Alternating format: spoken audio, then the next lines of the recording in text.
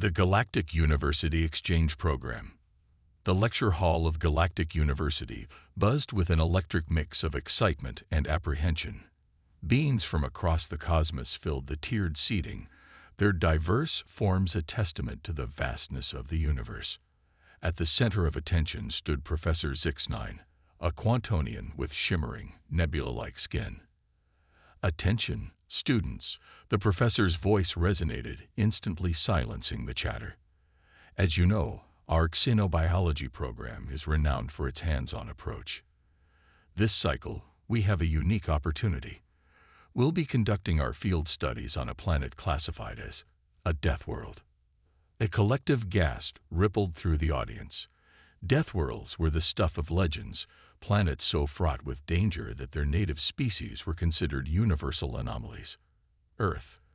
Professor Zix9 continued, home to a species known as humans, has graciously agreed to host our expedition. And to guide us, we have a special guest. All eyes turned to a figure rising from the front row. She stood on two legs, her skin a warm brown, with a mane of curly black hair framing her face. Her mouth curved into what most species recognized as a smile, though some wondered if it was a display of aggression. "Hello, everyone. I'm Dr. Samantha Chen, but please, call me Sam," she said, her voice carrying a warmth that seemed to put the alien students at ease. "I'll be your guide to Earth and its wildlife." Murmurs of curiosity and concern rippled through the hall. A Floatian student, its gas-filled body gently bobbing, raised a tendril. "Dr. Chen, is it true that Earth creatures can survive being cut in half?" Sam chuckled. "Well, some of our earthworms can regenerate if cut in half, but it's not a universal trait. Earth's biodiversity is vast and full of surprises." A crystalline being chimed in, its facets reflecting light across the room. "I've heard that Earth has organisms too small to see that can kill you. How do you survive?" "Ah, you're referring to microorganisms," Sam nodded. "It's true, we have bacteria and viruses that can be dangerous.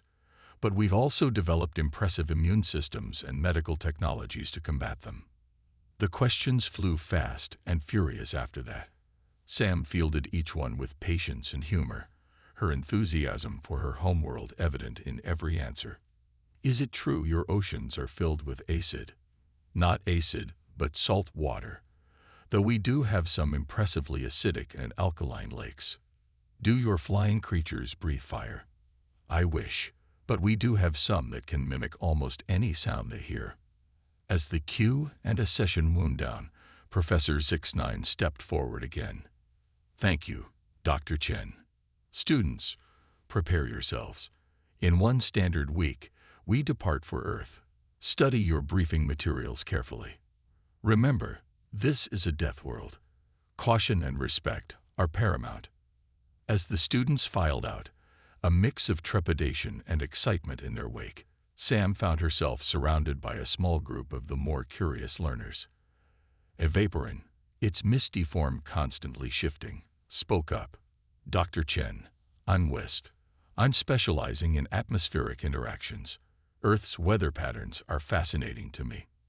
Sam's eyes lit up. "Oh, you're in for a treat, West. We've got everything from gentle breezes to tornadoes that can lift houses." A sturdy, bark-skinned arboreal stepped forward next. "Greetings, Dr. Chen. I am Rutha. I'm most intrigued by your planet's plant life. Is it true you have carnivorous flora?" "Absolutely, Rutha. Wait until you see a Venus flytrap in action.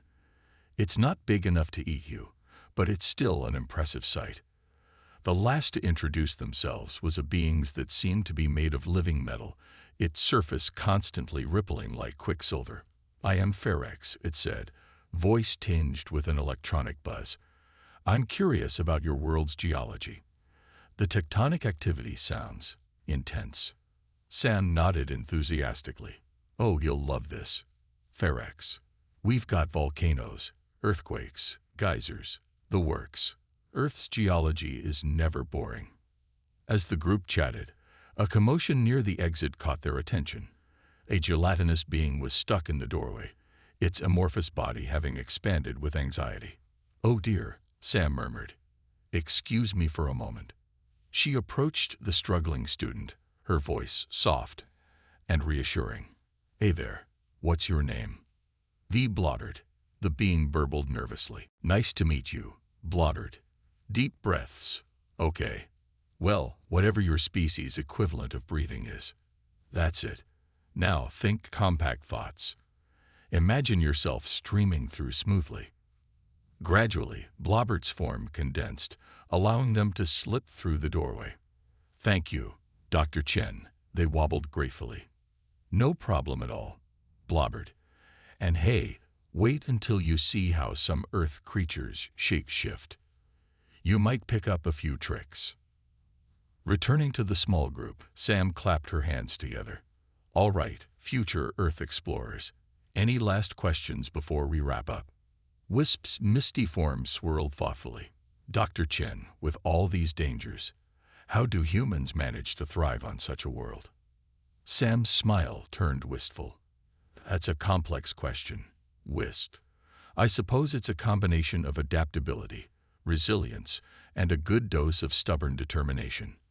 Life on Earth has taught us to be resourceful, to find beauty in danger, and to never, ever give up." The aliens exchanged glances, a new respect dawning in their eyes. "Now," Sam continued, her grin turning mischievous, "who's ready for the adventure of a lifetime?" A chorus of excited affirmations answered her, even Blobbert joining in with an enthusiastic ripple. As the group dispersed, Sam found herself alone with Professor 69. The Quantonian's nebulous form sparkled with what might have been amusement. "You handled that well, Dr. Chen. But I must ask, are you sure you haven't understated some of Earth's dangers?" Sam's eyes twinkled. "Professor, if I told them everything now, where would be the fun in that? Besides, some things you just have to experience for yourself." Zix9's form shimmered in what Sam had learned was laughter. "Indeed, Dr. Chen. This promises to be an illuminating expedition for all involved." As Sam left the lecture hall, she couldn't help but smile to herself. She'd signed up for this exchange program hoping to foster better understanding between Earth and the galactic community. But now, watching the mix of fear and fascination on her alien students' faces, she realized it was going to be so much more than that. It was going to be one hell of an adventure. And as the starship Cosmic Curiosity prepared for its journey to Earth, none of its passengers could have possibly imagined the chaos, wonder, and life-changing experiences that awaited them on humanity's home. The Deathworld that had shaped one of the galaxy's most enigmatic species. Welcome to the jungle. The Cosmic Curiosity broke through Earth's atmosphere with a gentle rumble, its advanced technology ensuring a smooth descent. As the ship touched down in a clearing of the Amazon rainforest, the alien students pressed against the viewports, their eyes, or sensory organs, wide with a mix of fear and wonder. Sam's voice came over the intercom. "Welcome to Earth, everyone. Specifically, welcome to the Amazon rainforest, one of the most biodiverse regions on our planet. Please prepare for disembarkation and remember your environmental suits." As the loading ramp lowered, the humid air of the rainforest rushed in, carrying with it a symphony of sounds and a bouquet of scents that overwhelmed the alien visitors' senses. Wisp was the first to float down the ramp, their misty forms swirling excitedly. The atmospheric composition is fascinating. So much water vapor. Sam chuckled, following close behind. "Just wait until you experience rain, Wisp. You might find yourself with some unexpected company in your midst." Rutha lumbered down next, their bark-like skin already seeming to perk up in the humid environment. "The plant life, it's everywhere. How do you prevent it from overtaking your dwellings?" "Constant maintenance," Sam replied with a grin. "Nature here is always trying to reclaim what it sees as its territory." The rest of the students filed out, each reacting in their own unique way to Earth's environment. Ferex seemed to be analyzing the soil composition with every step, while Blobbert nervously morphed into a more compact shape as if trying to present a smaller target for any potential predators. As the group assembled at the edge of the clearing, a piercing screech cut through the air, causing several students to flinch or change colors in alarm. What was that? Blobbert quivered, losing cohesion for a moment. Sam's eyes sparkled with excitement. That, my friends, was a howler monkey. Don't worry, they're not typically aggressive towards humans, or aliens, I suppose. She led the group towards a well-maintained trail, her voice taking on a more serious tone. Now, remember your briefings. Stay on the path, don't touch anything without asking first, and always be aware of your surroundings. As they ventured deeper into the rainforest, the alien students were bombarded with new sights, sounds, and sensations. Brilliantly colored birds flitted between the trees, while insects of all sizes buzzed around them. Ferex, usually stoic, suddenly emitted a high-pitched squeal. The group turned to see a line of leaf-cutter ants marching across their path, each carrying a piece of leaf many times its size. Fascinating. Ferex buzzed, their metallic surface rippling with excitement. Such tiny creatures, yet they work with such precision and strength. Sam nodded approvingly. Good observation, Ferex. Ants are some of Earth's most successful creatures. They've been around for millions of years and have developed complex societies. As they watched the ants, a shadow passed overhead. Wisp's misty form condensed in alarm. What was that? Sam looked up, shielding her eyes against the dappled sunlight filtering through the canopy. Ah, looks like we've attracted some attention. That's a harpy eagle, one of the largest and most powerful birds of prey in the world. The alien students huddled closer together, even as they craned their necks to catch a glimpse of the majestic bird. Don't worry, Sam reassured them. We're much too big to be prey. But it's a good reminder that in this environment, something is always watching. As they continued their trek, the diversity of life became even more apparent. They observed a sloth moving at its characteristic glacial pace, marveled at the iridescent wings of morpho butterflies, and watched in awe as a jaguar slunk through the underbrush, eyeing them warily before disappearing into the shadows. This is incredible, Rutha murmured, their leaves quivering with excitement. The sheer variety of plant species alone is overwhelming. How do you categorize it all? Sam laughed. That's the thing, Rutha. We're still discovering new species all the time. The rainforest is full of secrets. As if to punctuate her point, a vine suddenly whipped out from a nearby tree, wrapping itself around Blobbert's gelatinous form. The alien let out a terrified gurgle, their body instinctively trying to ooze away from the unexpected grasp. Hold still, Blobbert, Sam called out, quickly moving to their aid. With practiced hands, she carefully unwound the vine.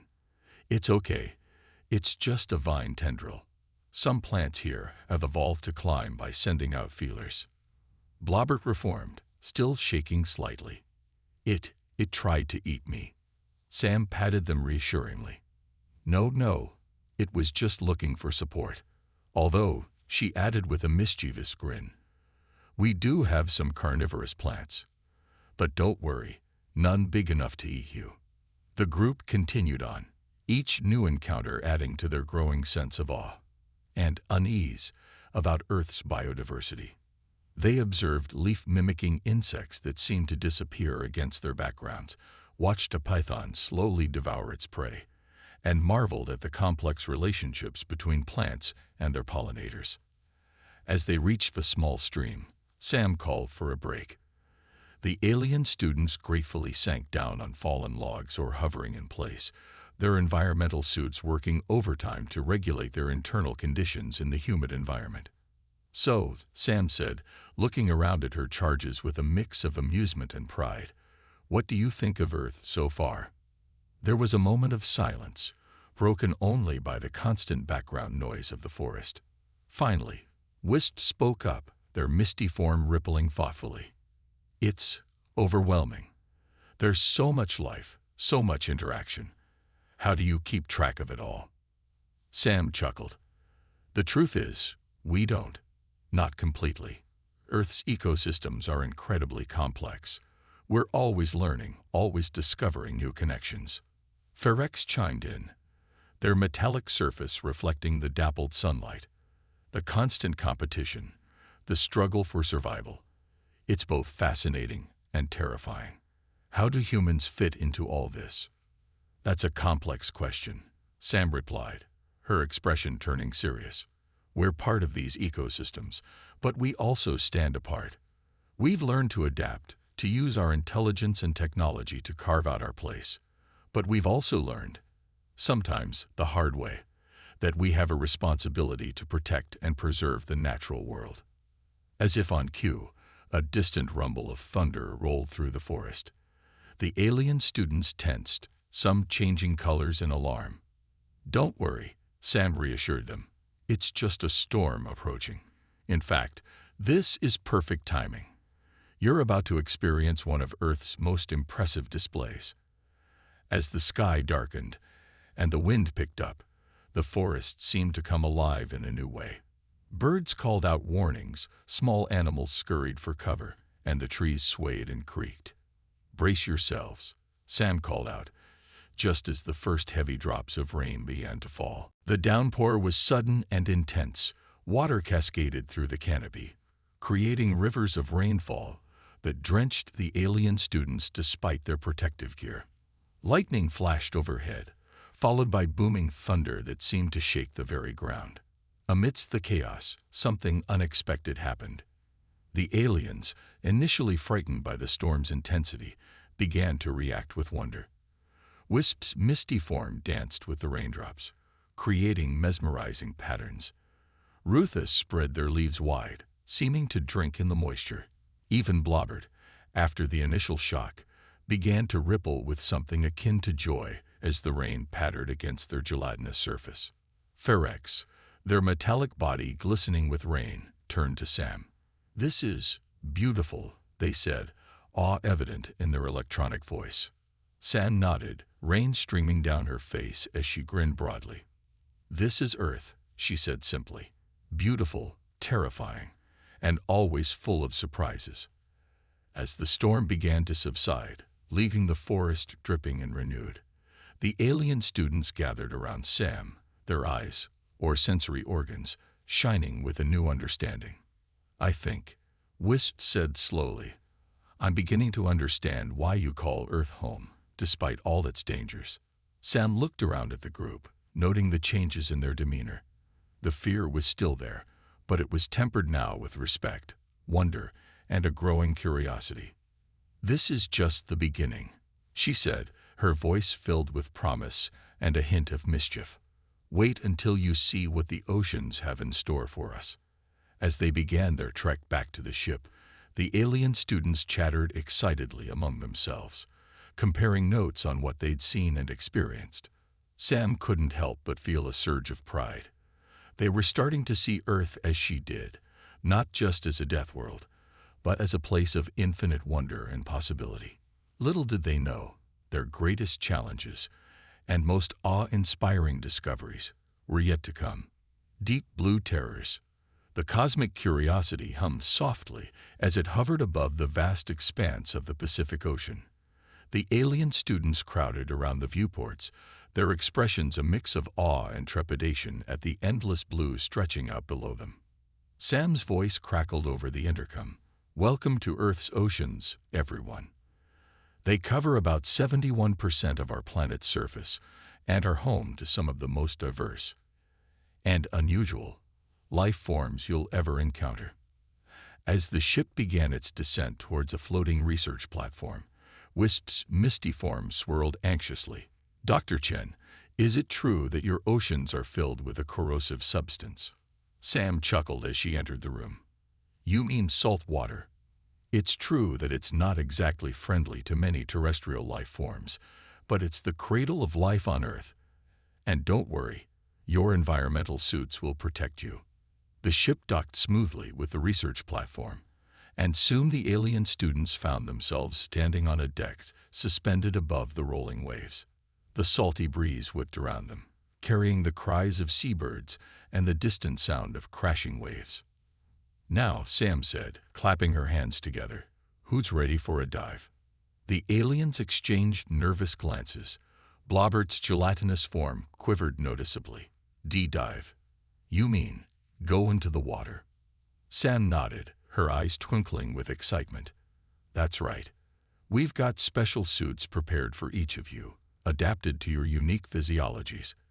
Don't worry, they'd been thoroughly tested." As the group donned their diving gear, Sam briefed them on what to expect. "Remember, the ocean is a three-dimensional environment. Things can come at you from any direction, so stay alert. And whatever you do, don't touch anything without asking first." With a splash, they entered the water. The alien students floated in stunned silence for a moment, adjusting to the strange sensation of being suspended in liquid. Ferex was the first to speak, their metallic voice tinged with awe. "The pressure, it's incredible. And yet, life thrives here." "Oh, you haven't seen anything yet." Sam grinned, activating her suit's propulsion system. "Follow me." As they descended into the depths, the sunlight began to fade, replaced by the eerie glow of bioluminescent creatures. Schools of fish darted around them, their scales shimmering in the dim light. Rutha extended a tendril towards a passing jellyfish, its translucent body pulsing gently as it drifted by. "Fascinating. It appears to be nothing more than water given form." "Careful," Sam warned. "Many jellyfish have potent stingers. Beautiful, but dangerous. That's a common theme down here." As if on cue, a dark shape loomed out of the gloom. The alien students huddled closer together as a massive shark glided past, its black eyes seeming to regard them with ancient indifference. "That's a great white shark," Sam explained, her voice hushed with respect. "One of the ocean's apex predators. Don't worry, we're not on its menu, but it's a good reminder of the power and majesty of ocean life." They continued deeper, marveling at the strange and wonderful creatures they encountered. Cuttlefish demonstrated their remarkable color-changing abilities, while an octopus solved a puzzle box placed by researchers, its problem-solving skills leaving the aliens astounded. "The diversity is incredible," Wisp observed, their misty form swirling excitedly within their suit. "How many species exist in your oceans?" Sam shook her head. "We're not entirely sure. New species are discovered regularly, especially in the deep ocean." Speaking of which, she led them to the edge of an underwater cliff. As they peered down into the abyss, their suit lights illuminated strange, alien-like creatures floating in the darkness. "Welcome to the deep sea," Sam announced. "This is where things get really weird." They watched in fascination as a viperfish swam by, its huge teeth and bioluminescent lure a testament to the harsh realities of deep-sea life. A vampire squid demonstrated its unique defense mechanism, wrapping itself in its webbed arms and disappearing into the darkness. Blobbert, who had been unusually quiet, suddenly let out a terrified gurgle. The others turned to see a massive shape emerging from the gloom. A colossal squid, its tentacles longer than their entire research vessel. "Incredible," Sam exclaimed. "These are rarely seen. We're incredibly lucky." The alien students didn't seem to share her enthusiasm. They huddled together, watching wide-eyed as the enormous cephalopod drifted past, its huge eye seeming to regard them with alien intelligence. As the squid disappeared back into the depths, Ferex turned to Sam, their metallic surface rippling with what might have been fear. "Dr. Chen, how do humans venture into such an environment? The pressure, the darkness, the creatures, it seems impossibly hostile." Sam's expression turned thoughtful. "You're right, Ferex. The deep ocean is one of the most extreme environments on Earth. We can only visit briefly with specialized equipment. And yet, life not only survives here but thrives. It's a testament to the adaptability of life, and a reminder of how much we still have to learn about our own planet." As they began their ascent, a pod of dolphins joined them, chittering excitedly and performing acrobatic feats around the group. The alien students' fear began to give way to delight as they watched the intelligent mammals play. "Now these," Sam said with a grin, "are some of my favorite ocean dwellers. Highly intelligent, social, and seemingly just as curious about us as we are about them." Wisp's misty form swirled in patterns that seemed to mimic the dolphin's movements. "They seem almost joyful. Is that possible?" Sam nodded. "Many marine biologists believe dolphins experience emotions not unlike our own. They play, they form strong social bonds, they even seem to grieve their dead. It's a reminder that intelligence and emotional complexity aren't unique to land-dwelling species." As they neared the surface, Sam directed their attention to a nearby coral reef. The aliens gasped in wonder at the riot of colors and activity. Fish of every hue darted among the coral structures, while eels peeked out from crevices and sea turtles glided gracefully by. "This," Sam said, her voice filled with reverence, "is often called the rainforest of the sea. Coral reefs are some of the most diverse ecosystems on Earth." Rutha extended a tendril towards the coral, then hesitated. "It's alive." Sam nodded. "The coral itself is alive, yes, and it forms a symbiotic relationship with microscopic algae. Together, they create this incredible ecosystem that supports an enormous variety of life." As they observed the reef, Sam's expression grew serious. "Unfortunately, coral reefs are under threat from climate change and ocean acidification. It's one of the many challenges we face in preserving Earth's biodiversity." The alien students fell silent, watching the bustling life of the reef with new eyes. The beauty and fragility of Earth's oceans seemed to take on new meaning. As they finally surfaced and climbed back onto the research platform, the aliens were uncharacteristically quiet, each lost in their own thoughts. Sam looked around at the group, noting their thoughtful expressions. "So," she said softly, "what did you think of Earth's oceans?" There was a moment of silence before Ferrex spoke, their metallic voice uncharacteristically subdued. "It's humbling. The vastness, the diversity, the extremes of life. How do humans comprehend it all?" Sam smiled wryly. "The truth is, we're still trying to. The ocean remains one of the least explored areas on Earth. Every dive, every expedition teaches us something new." Wisp's misty form rippled thoughtfully. "It's strange. I came to Earth expecting a harsh, unforgiving world. And in many ways, it is. But there's also so much beauty, so much wonder."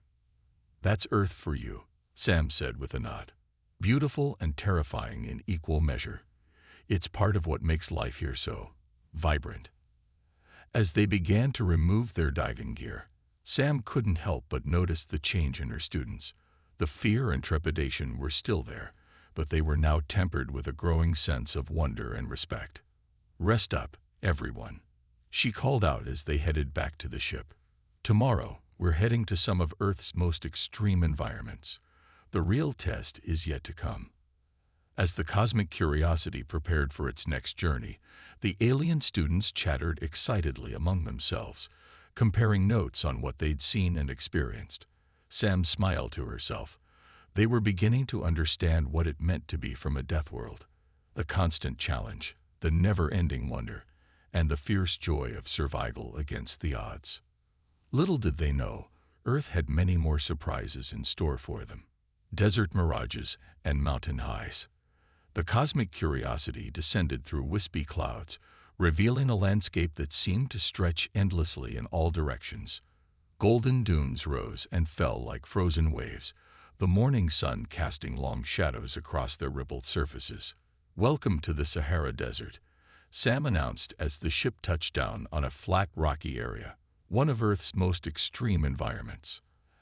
As the loading ramp lowered, a blast of hot, dry air rushed into the ship. The alien students recoiled, their environmental suits immediately kicking into overdrive to maintain their internal conditions. Wisp's misty form contracted sharply. "The atmosphere. It's so dry. How can anything survive here?" Sam grinned, stepping out onto the sun-baked Earth. "You'd be surprised. Life finds a way. even in the harshest conditions. Come on, let's explore.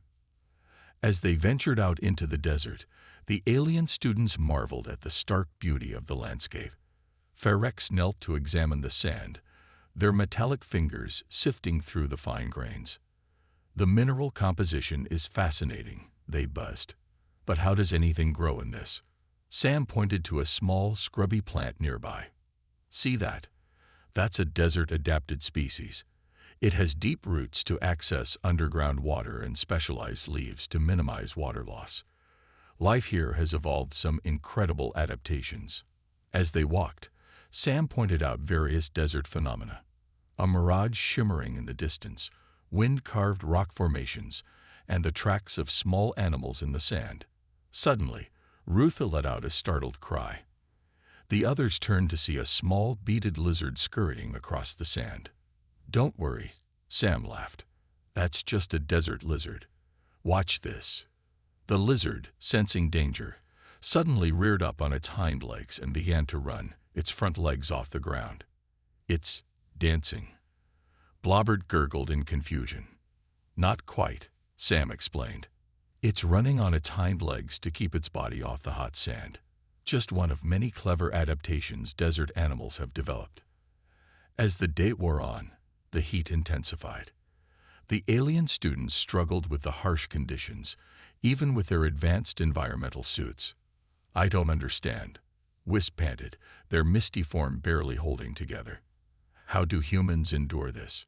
Sam's expression turned serious. "It's not easy.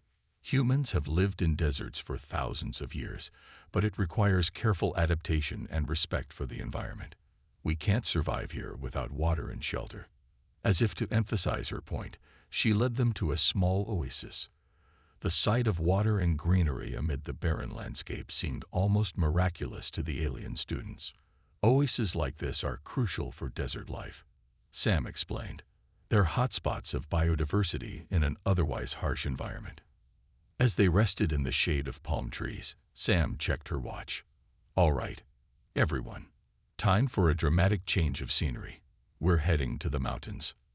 Hours later, the Cosmic Curiosity touched down on a snowy plateau high in the Himalayas. As the alien students disembarked, they were struck by the dramatic shift in environment. "It's cold," Ferex observed, their metallic surface frosting over slightly. "Welcome to the roof of the world," Sam said, her breath visible in the frigid air. "We're over 5,000 meters above sea level here. The air is thin, the temperatures are extreme, and yet, life persists." As they trudged through the snow, Sam pointed out hardy mountain plants clinging to rocky outcrops and the tracks of snow leopards in the fresh powder. Rutha, who had been struggling in the desert heat, seemed to perk up in the cold mountain air. "The resilience of life here is remarkable," they observed. "But surely humans can't survive at these altitudes." Sam smiled. "You'd be surprised. There are human settlements high in these mountains. The people who live here have adapted over generations to the high altitude and harsh conditions." As they rounded a rocky outcrop, they came face to face with a group of shaggy yaks, their breath steaming in the cold air. "Incredible," Wisp breathed, their misty forms swirling with excitement. "These creatures seem perfectly adapted to this environment." Sam nodded. "Yaks are amazing animals. They're perfectly suited to high-altitude living. Their blood can carry more oxygen than lowland animals, and their thick coats protect them from the cold." As the day wore on, the alien students found themselves marveling not just at the wildlife, but at the sheer diversity of Earth's environments. From the scorching desert to the frigid mountaintops, life found a way to thrive. "I'm beginning to understand," Ferex said as they watched the sun set behind snow-capped peaks. "Earth's challenges, its extremes, they drive adaptation and evolution. It's not just about survival, it's about innovation." Sam beamed with pride. "Exactly. Earth's diversity, its extremes, they've shaped all life here, including humans. We've had to be adaptable, resourceful, and innovative just to survive." As they prepared to return to the Cosmic Curiosity, a distant rumble caught their attention. Sam's eyes widened. "Avalanche," she shouted. "Everyone, back to the ship now." The alien students scrambled, their earlier lessons in Earth's dangers suddenly very real. As they raced across the snowy plateau, the rumble grew louder, the ground beginning to shake beneath their feet. Blobbert, bringing up the rear, suddenly lost their footing on the icy ground. As they began to slide towards the edge of a steep drop, panic set in. "Help!" They gurgled, their gelatinous form quivering in terror. Without hesitation, Sam turned back. With a running leap, she slid across the ice, grabbing Blobbert just before they went over the edge. The other aliens, working together, formed a chain to pull them both to safety. As they finally reached the ship, the avalanche roared past, a terrifying display of nature's power. Safe inside, the alien students huddled together, adrenaline still coursing through their systems. Is this what it's always like on Earth?" Wisp asked, their misty forms still trembling slightly. Sam, brushing snow off her suit, grinned ruefully. "Not always, but often enough to keep us on our toes. Earth is beautiful, but it demands respect." As the ship lifted off, leaving the mountains behind, the alien students gathered around Sam, their eyes, or sensory organs, shining with a new understanding. "I think," Rutha said slowly, "I'm beginning to understand why humans are the way they are. Your world, it's not just a challenge, it's a crucible." Sam nodded, her expression thoughtful. "Earth has shaped us, no doubt. But it's also taught us the value of cooperation, of innovation, of never giving up. Those are lessons we carry with us as we explore the galaxy." As the cosmic curiosity set a course for their final destination, the alien students chattered excitedly among themselves. They had come to Earth expecting a harsh, unforgiving world. What they found was a planet of incredible diversity, breathtaking beauty, and constant surprises. But as Sam knew, their greatest test was yet to come. For their final lesson would take them to the heart of human civilization, where they would learn that sometimes the most dangerous and fascinating species on Earth were humans themselves. The heart of a Deathworld.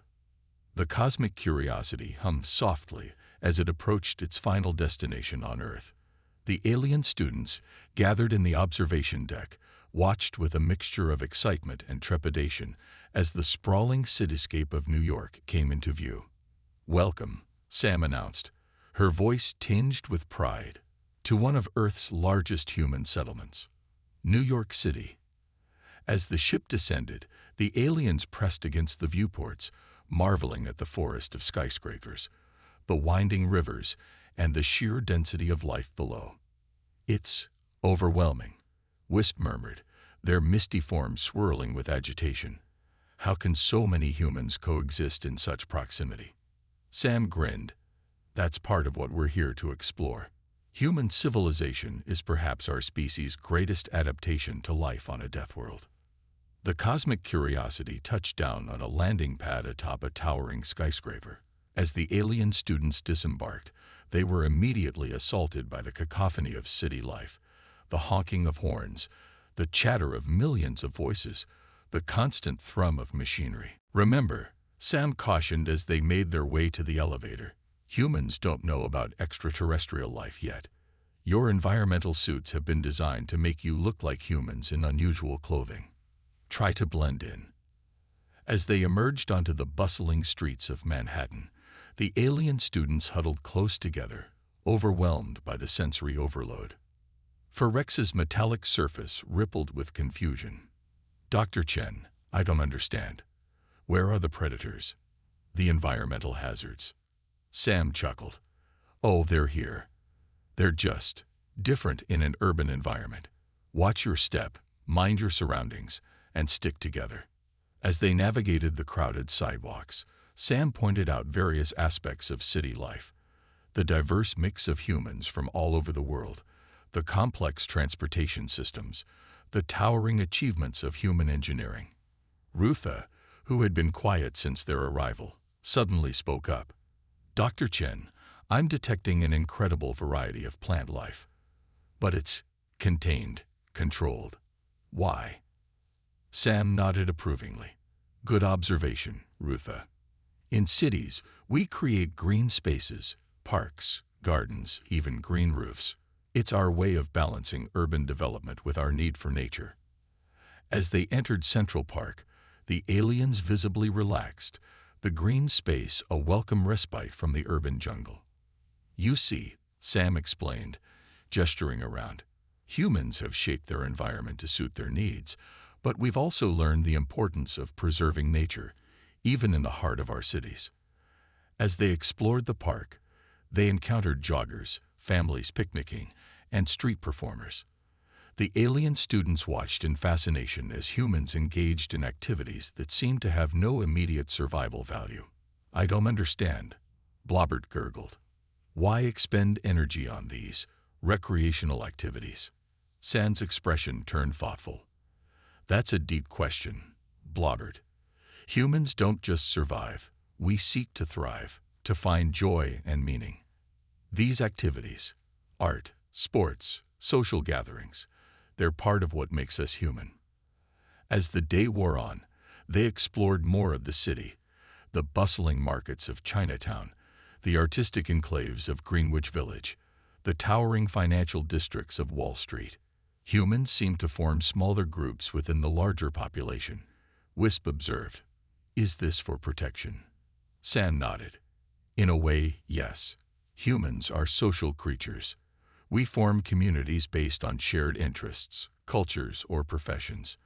It's another survival strategy, in a sense. Strength in numbers, shared resources, and knowledge. As evening fell, they found themselves atop the Empire State Building, looking out over the city as it transformed in the fading light. The alien students were uncharacteristically quiet, each lost in their own thoughts. "What are you thinking?" Sam asked gently. Ferex was the first to respond, their metallic voice unusually soft. "I'm thinking that perhaps we misunderstood what it means to be from a Deathworld. We thought it meant constant danger, constant struggle. But this," they gestured at the city sprawled below, "this is a different kind of adaptation. You've not just survived your world, you've reshaped it." Wisp's misty form swirled in agreement. "And yet, you haven't forgotten the world that shaped you. You carry it with you, in your parks, in your zoos, in the way you seek out challenges even when there's no immediate threat." Sam smiled, a hint of pride in her eyes. "You're right. Earth has shaped us, but we've also learned to shape our environment. It's a constant balance, respecting the power of nature while also pushing the boundaries of what's possible." As they watched the city lights come to life, a commotion near the observation deck's exit caught their attention.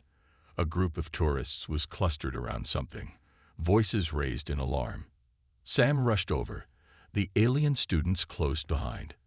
They found a man clutching his chest, face contorted in pain. "Heart attack," Sam muttered, quickly taking charge of the situation. "Someone call 911." As they waited for the paramedics, Sam talked the man through some breathing exercises, keeping him calm. The alien students watched in fascination as a well-oiled emergency response system sprang into action. Within minutes, paramedics arrived, stabilized the man, and whisked him away to a nearby hospital. As the excitement died down, Blobbert turned to Sam, their gelatinous form quivering with emotion. "Is this common? This helping of strangers?" Sam nodded, her expression serious. "It's part of who we are. On a death world, cooperation isn't just nice, it's necessary for survival. We've carried that lesson with us, even as we've built our cities and reached for the stars." As they made their way back to the Cosmic Curiosity, the alien students were unusually quiet, each processing what they'd seen and experienced. Once aboard, Sam gathered them for a final debrief. "So," she said, looking around at her charges, "what have you learned about Earth? About humans?" There was a moment of silence before Rutha spoke up. I think we underestimated you. We saw Earth as a challenge to be overcome, but you've shown us that it's also an opportunity to adapt, to innovate, to grow." Wisp's misty form swirled in agreement. You've taken the lessons of your Deathworld: adaptability, resilience, cooperation, and applied them not just to survival, but to creating something more. Ferex nodded, their metallic surface gleaming. Your cities, your art, your constant drive to explore and understand. It's all an extension of the survival skills you developed on this world. Blobbert, who had been quiet, suddenly spoke up. But you still face dangers. Illness, accidents, natural disasters. Sam smiled gently. You're right, Blobbert. Earth is still a death world. We face challenges every day. But that's what makes life here so vibrant, so precious. We don't just survive, we live. As the cosmic curiosity prepared for takeoff, Sam looked out at the city one last time. Earth has shaped us, it's true. It's made us tough, adaptable, innovative. But it's also taught us the value of beauty, of cooperation, of reaching for the stars, even with our feet planted firmly on our challenging homeworld. The alien students gathered around the viewport, watching as Earth grew smaller below them. They had come expecting to study a harsh, unforgiving world. They left with a new understanding of what it meant to be from a death world, and a new respect for the species that called it home. As the blue marble of Earth faded into the distance, Sam couldn't help but smile. She had set out to teach these alien students about her home world, but in the process, she had been reminded of what made Earth and humanity truly special. It wasn't despite the challenges, but because of them, that life on Earth thrived. And as humanity reached out to the stars, they carried with them the lessons of their Deathworld: resilience, adaptability, and an unquenchable curiosity about the universe around them. The greatest adventure, Sam realized, was just beginning.